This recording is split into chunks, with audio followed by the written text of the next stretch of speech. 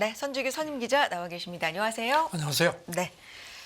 시진핑 주석 모디 총리 5년 만에 처음으로 공식 회동을 했다. 이 소식으로 시작해 볼까요?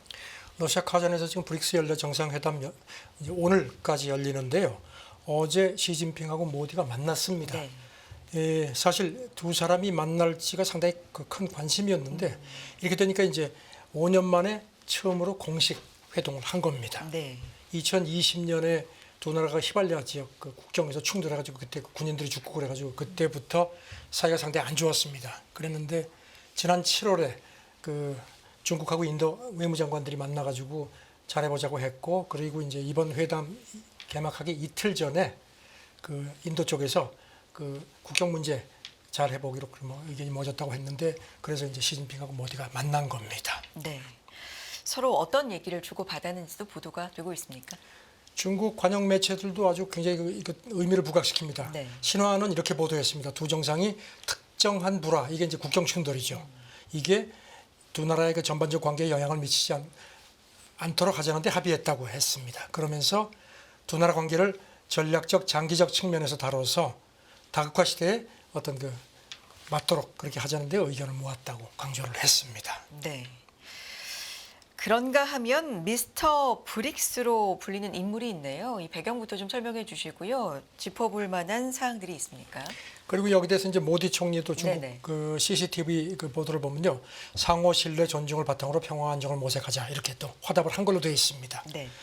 2001년에 짐 오닐 전 골드만삭스 수석 이코노미스트, 당시 수석 이코노미스트가 이제 처음으로 브릭스라는 용어를 썼죠. 그래서 이제 이 사람을 미스터 브릭스로도 부르는데, 로이터하고 회견한 게 어제 보도가 됐습니다. 네. 그러면서 브릭스가 특히 달러 국제 결제망에서 벗어나기 위한 시스템 구축에 초점을 맞추고 있는 걸 상기시켰습니다. 그러기 위해서는 핵심 멤버인 중국하고 인도 간 협력이 절대적으로 필요하다는 네. 점을 지적을 했습니다.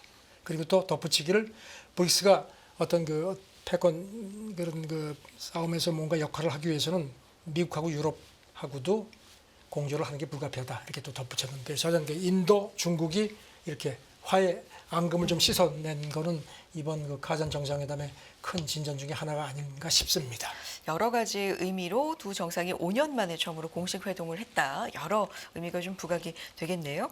이 얘기는 여기까지 하고 다음 얘기 넘어가 보겠습니다. 미국 대선 얘기인데요. 미국 대선 사전투표 역대 최고치다. 이게 누구의 또 호재인가, 이런 분석들 나오나 봅니다.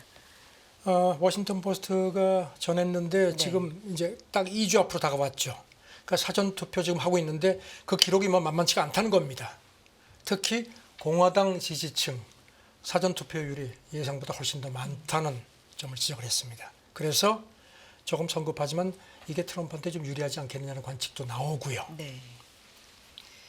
그런데 이 사전 투표에 대해서 트럼프 전 대통령은 평소에 좀 의구심 섞인 목소리를 좀 내왔잖아요. 2020년 대선 때는 네. 우편 투표 같은 걸 시비하면서 의구심, 대선 사기라고 강하게 주장을 했는데, 이번에는 조금 입장이 달라졌습니다. 이것도 물론 오락가락합니다. 지난주 애틀란타 유세에서는 우편 투표를 여전히 신뢰할 수 없다고 했는데, 또 노스캐롤라이나, 여기는 이제 허리케인 직격탄을 맞았죠. 여기를 가서는 또 독려를 했습니다. 그래서 약간 오락가락했는데 어제 폭스 뉴스하고 인터뷰하면서 나도 사전 투표하겠다. 아마 이렇게 이제 공화당 투표율이 높으니까 아마 그걸 좀 의식을 한 것 같습니다. 네. 사전 투표 열기가 뜨겁다. 어느 정도 집계되는 사항들이 있습니까? 지금 플로리다 대학 집계를 워싱턴 포스트가 인용했는데요. 네. 지금까지 한 1,800만 명 이상이 우편 또는 투표소를 직접 가서 사전 투표한 걸로 집계가 됐고요. 그리고 이제 조지아주 경합주의 하나죠. 여기서는 160만 명 이상이 현장 사전 투표를 했는데, 이게 2020년 대선 때 조지아주 전체 투표자의 3분의 1 정도, 굉장히 비율이 높아졌습니다. 네. 노스캐롤라이나 같은 경우는 이제 그저께가 사전 투표 엿새째인데 여기도 한 140만 명이 마친 걸로 돼 있고요. 네바다도 됐는데 여기는 2020년에는 공화당 지지층이 민주당보다 적었는데 이번에는 그게 역전이 된 걸로 그렇게 추산이 됐습니다. 네. 주목해야 된다라고 얘기하는 대표적인 지역이죠. 펜실베이니아. 펜실베이니아죠. 네. 여기는 직접 사전 투표 제도가 없습니다. 그리고 또 지금 로버트 케네디 주니어 이름을 빼고 하는 문제가 있어서 이런 투표가 좀 연기가 되었습니다. 그런데도 지금 보니까 한 100만 명 이상이 참여를 한 걸로 되어 있고요. 그리고 여기서는 민주당 쪽이 공화당보다 한 2배 이상 사전 투표를 한 걸로 지금 추산이 됩니다. 워싱턴 포스트는 그 공화당 전문가를 이용해서 공화당이 대체로 선전하고 있지만 사전 투표가 어느 쪽이 유리한지를 이렇게 가늠하기는 아직은 시기상조다고 이렇게 진단을 했습니다. 알겠습니다. 여기에 더해서 이제 최근에 이슈가 된 게 테슬라 CEO 일론 머스크 그 유권자 추첨해서 뭐 100만 달러 이런 걸 지급하기 때문에 이런 얘기들을 하면서 이게 어떤 거냐 좀 논란이 있었잖아요. 그러니까 이게 뭐 매표 행위는 아니고 네. 어떤 그 뭐 이렇게 추첨 같은 거기 때문에 이제 연방법에는 위반이 안 되는데 오늘 새벽 보도를 보면 미국 법무부가 경고를 했습니다. 연방법 위반일 수 있다. 그렇게 경고를 했습니다. 일단 제동을 걸긴 했습니다. 그렇군요. 자, 그렇다면 미국 대선이 증시에는 어떤 영향이 있을지 지금 뭐 여러 분석이 나오고 있는 가운데 간밤에는 이게 좀 불확실성으로 일부 작용된 면도 있는 것 같습니다. 분석 좀 전해 주실까요? CNBC가 네. 진단을 했는데요. 뭐 아시다시피 대개 한 9월, 10월은 증시가 조금 이렇게 좀 주춤하는 시기인데도 올해는 예상 밖의 선전을 했다는 점을 네. 상기시키면서 그런데도 그 증시 전문가들이 이런 상승장을 반기지만은 않는다는 겁니다. 왜냐하면 시장이 좀 위험하다는 겁니다. 그 계절적인 약세를 거쳐야 되는데 그러지 않아서 조정이 필요한 것 같다. 그리고 지금의 장세에 대해서는 그 BTIG 그 수석 시장 기술 분석가 얘기가 전형적인 선거 후 랠리가 미리 앞당겨진 것 같다는 겁니다. 그래서 이게 매우 나쁜 그 위험 보상 비율을 만들어내고 있다는 우려를 했고요. 네. 그래서 앞으로 한 2주에서 4주 사이 정도 상당한 변동성이 예상이 되고 특히 선거 후에는 결과에 관계없이 뉴스에 팔자 그런 전형적인 반응이 나올 수 있다는 예측도 했습니다. 네. 뭐 일부 분석이긴 합니다만 어쨌든 선거 후에 상승될 게 선반영이 많이 돼 있는 그런 것 것 같다. 같다는 겁니다. 라는 분석이네요. 네. 그리고 또 바크레이즈 같은 경우는 그 비중 확대 의견을 한 몇 주 사이에 좀 바꿨고요. 그리고 또 이 보고서를 보면은 거시 전망은 여전히 긍정적이지만 이제는 관망을 하는 걸 하기를 권고한다고 했습니다. 그러면서 위험 자산 랠리가 앞으로 한 몇 주 정도는 멈추지 않겠느냐고 내다봤습니다. 네. 최근에 또 시장 특징 중에 하나였던 점이 뭐 트럼프 트레이드라는 이야기도 있었고요. 그 세부적인 내용 안에서 비트코인이 상승을 하고 뭐 금이 연일 사상 최고치를 경신했다 이런 부분도 있는데 분석이 또 나오나 봅니다. 그 월가의 폴 튜터 존스 이제 억만장자 헤지펀드 운영자죠. 네. 이 사람이 자기는 대선 결과 앞두고선 금하고 비트코인을 사들이고 있다고 이렇게 밝혔습니다. 그러면서 그런 이유가 해리스도 그렇고 트럼프도 그렇고 모두가 미국 부채가 엄청나게 쌓이는데도 여기에 대해서 뭔가 적절한 해결책을 제시하지 않는다. 그래서 이렇게 되면은 누가 되든지 간에 나중에 채권 시장에서 반란이 일어날 수 있다. 그래서 자기는 그 원자재 값이 좀 상대적으로 좀 저평가되어 있기 때문에 그래서 금하고 비트코인을 많이 사들인다고 그렇게 소개를 했습니다. 지금 두 후보가 뭔가 경제 정책에서 좀 차이점을 보이는 이런 부분들이 있지만 공통적인 점도 있다는 건데 이게 좀 위험해 보이나 뭐 이런 그렇죠. 건가요? 인프레를 부추길 수 네. 있다는 게 특히 그 트럼프 관세라든가 어떤 감세 같은 것도 그렇고요. 그래서 지금 이거 관련해서 지금 CNBC 인용한 그 미국 의회 예상국 그 집계를 보면요, 2034년까지 미국 부채 비율이 이제 공공부채죠. GDP 한 122%에 달할 걸로 전망이 됐습니다. 여기 대해서 이 존슨은 이것도 상당히 보수적인 수정치다. 그래서 다음번 대통령이 누가 되든지 간에 부채 문제를 해결하지 않으면은 아까 말씀드린 대로 채권 시장의 반란에 직면하게 될 거다. 이렇게 경고를 했습니다. 알겠습니다. 최근에 주식시장 그리고 금융시장 전반에 정말 채권 금리가 미치는 영향이 좀 많이 부각이 되고 올라가고 있는데요. 이런 얘기들도 참고해 보겠습니다. 다음 얘기 넘어가 볼까요? 사우디가 이란에 홍해 합동훈련을 이례적으로 제안했다. 어떤 배경이 있죠? 아시다시피 사우디는 그 이슬람 그 순니파 맹주죠. 그다음 이란은 시아파 맹주고요. 그래가지고 종교적으로도 굉장히 그렇고 해서 라이벌이었는데 작년에 중국이 지난 3월이죠. 중국이 이제 주선해가지고 이제 복교했죠. 그리고 이제 미국이 거기다가 이제 안 되겠다 싶으니까 이제 이스라엘하고 사우디가 또 이렇게 수교하도록 이렇게 막 압박을 하는 와중에 이제 전쟁이 터졌죠. 그래서 지금 스탑이 되어 있는데 지금 이란 매체가 앞서 보도를 했는데 사우디하고 이란이 홍해에서 합동 훈련을 제의했다 했는데 오늘 새벽에 들어온 걸 보니까 사우디 국방부가 확인을 했습니다. 네. 5만만에서 훈련을 마쳤다. 그리고 사우디하고 이란만 한 게 아니고 다른 나라들도 참여를 했다. 덧붙이기를 그리고 더 다른 훈련은 없다. 이거 자꾸 좀 또 이상하게 해석을 하니까. 왜냐하면 이스라엘이 지금 이란에 대해서 보복할 이제 그런 뭐 거의 이제 직전 단계에 있는데, 그래서 사우디가 야 이건 안 되겠다 싶어가지고 이제 이제 어떤 그 역학구도의 변화가 올까봐 그래서 훈련을 한 게 아니냐는 그런 묘한 전쟁이 길어지니까 이렇게 또 중동 역학구도에도 조금 변화가 있는 거 아니냐는 관측이 있는데, 어제 브링컨 미국 국무장관이 중동 돌다가 리야드에 갔습니다. 네. 그래가지고 이제 만났는데 그때 AFP 보도가 이 이스라엘하고 다시 한번 좀 잘해봐라 하는 식으로 좀 압박을 한 거 아니냐, 그런 또 관측도 나왔습니다. 네. 이 두 나라가 합동 훈련을 한 적이 지금까지는 없었던 없습니다. 거죠. 네. 네. 그래서 이번에 이례적인 제안 또 어떤 의미가 있는지 좀 주목을 받고 있는 것 같고요. 추가적인 내용 더 전해주시기 바랍니다. 다음 내용은요. 우크라이나 전쟁 장기화 와중에 영국과 독일 처음으로 방위협력 조약을 체결하고 공동 대응을 하기로 했다. 이것도 배경 설명이 좀 필요합니다. 두 나라가 나토 회원국이긴 하지만 아시겠지만 2차 대전 때 교전국이었죠. 그런데 지금 우크라이나 전쟁이 지금 길어지는 와중에 지금 유럽에 대한 그 자체 방위 이렇게 대한 우려들이 많거든요. 그래서 그런지 BBC 보도인데 그 영국하고 그 독일이 상호 방위 조약을 처음으로 체결하기로 합의를 하고 곧 이제 국방장관들이 이거를 서명을 한다는 겁니다. 네. 양국이 유럽에서 그러니까 또 가장 많은 국방비를 지출하는 나라기도 그렇죠. 하고요. 그리고 네. 이제 이 조약, 이게 그 트리니티 하우스 조약이라고 그렇게 명명이 된 모양인데, 이렇게 되면은 이제 방산 협력에 초점이 맞춰질 것 같습니다. 독일 라인메탈이 영국에 공장을 세우고 2027년부터 대포형 포신을 생산하는데 영국산 철강이 들어간다는 겁니다. 영국은 10년 전쯤부터 이걸 중단을 했는데 이걸 이제 재개하는 걸로 그렇게 나타났고요. 네. 그 다음에 또 독일 그 잠수함 초계기가 영국 공군기지를 거쳐서 이제 대서양 일대를 뭐 순찰하고, 그 다음에 지금 이제 영국은 스톰 섀도우 이제 장거리 미사일이 있고 타우러스 독일도 있죠. 그런데 두 나라가 합쳐서 이거보다 더 성능이 좋은 장거리 유도 미사일을 개발하는 것도 추진을 한다고 합니다. 네. 지금 계속해서 BBC 보도도 이와 관련돼서 좀 나오고 있는 상황인데, 신형 장갑차 전차 개발 생산을 이미 좀 추진해 왔다, 이런 점도 주목을 하네요. 네, 독일의 네. 라인메탈하고 영국 그 방산 기업 BAE 네. 이미 합작사를 만들어서 추진을 해왔습니다. 이제 거기다가 더 이제 이런 식으로 강화를 하는 겁니다. 그래서 지금 여기 대해서 이제 의신들은 이번 조약이 두 나라 방산하고 군 간의 그 더욱 긴밀한 관계에 대한 어떤 이정표라고 했습니다.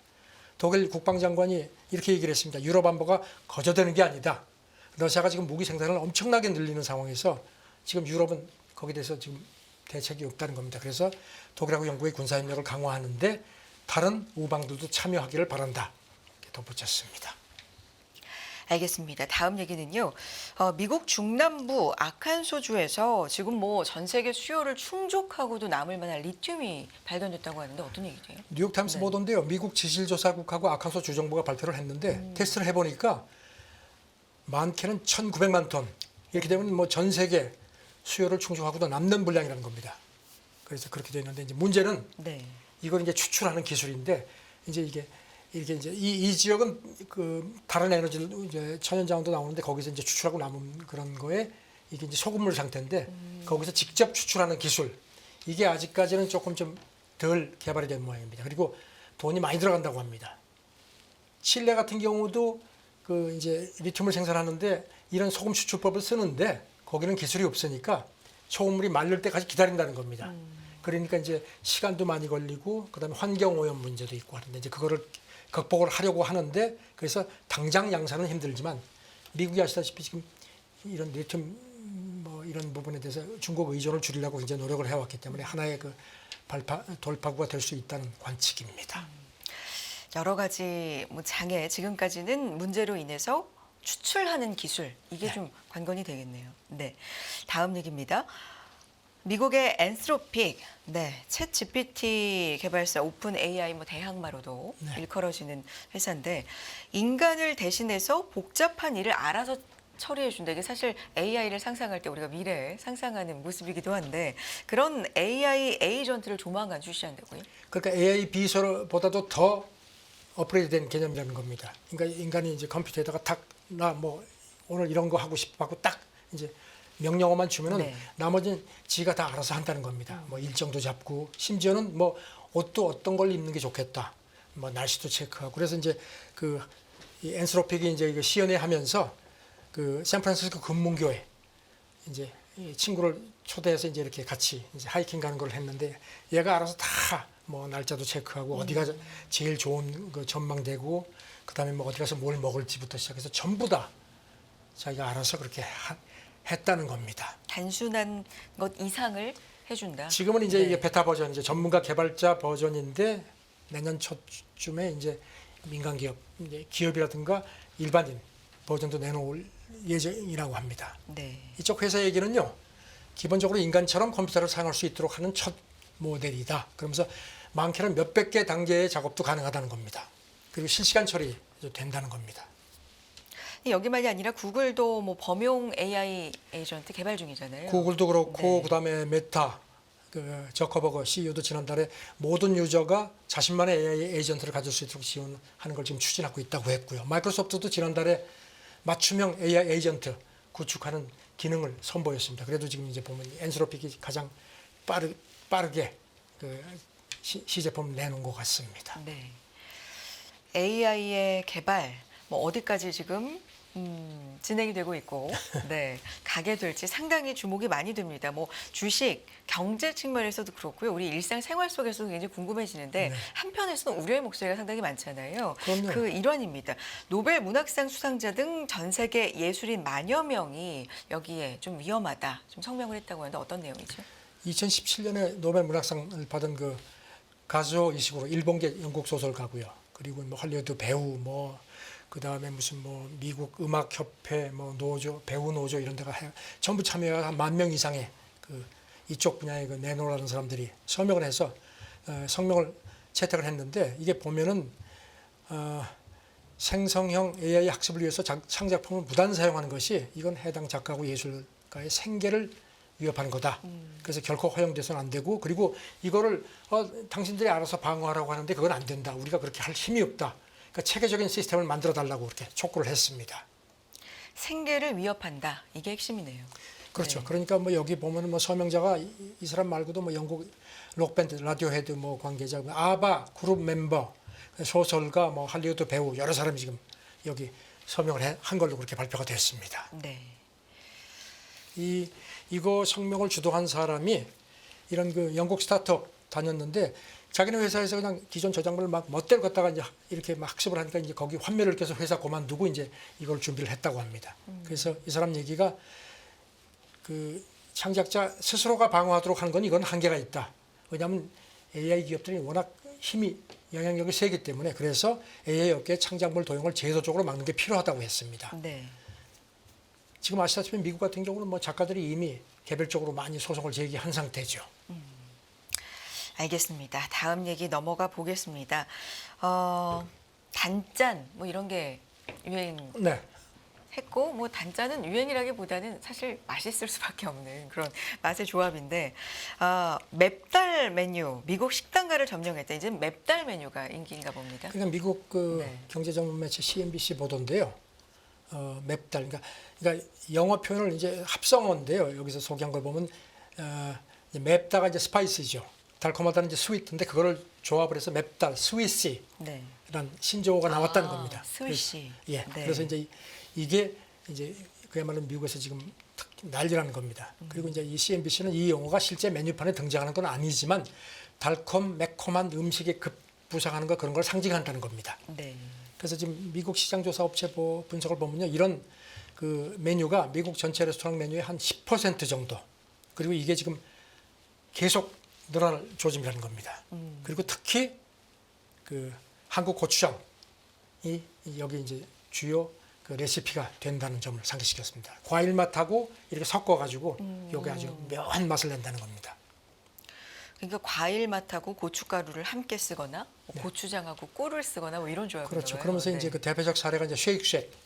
여기 이제 한국식 프라이드 그 치킨 샌드위치 이런 이게 이제 고추장 양념으로 이제 치킨을 이렇게 이제 이렇게 버무리고 그 다음에 이제 이걸 샌드위치에 넣어서 하는 건데 여기 이제 셰프 수석 셰프가 고객 반응이 너무 좋다. 그러면서 일부는 조금 더 맵게 하면 어떠냐 이런 피드백까지 준다는 겁니다. 아, 그래서 지금 이제 미국의 그 미식 트렌드 분석 전문가 얘기는 미국에서도 물론 이 맵고 달콤한 맛 조합이 몇십 년 전부터 존재했지만 한류 붐과 함께 최근에 급격히 늘어나고 있고 특히 G세대가 아주 여기 아주 그냥 열광한다는 겁니다.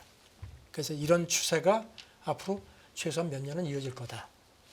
이것도 아마 이거 관련 주가 동향에 좀 영향을 미치지 않을까 싶습니다. 보통 미국인들은 매운 걸 잘 못 먹는다 뭐 이런 인식이 있었는데 최근에 또 G세대 같은 경우는 이걸 보니까 선호한다. 떡볶이가 먹고 생각이 아. 났습니다. 네. 알겠습니다. 이런 트렌드가 있군요. 여기까지 듣겠습니다. 선재규 선임 기자 함께했습니다. 고맙습니다. 네, 감사합니다.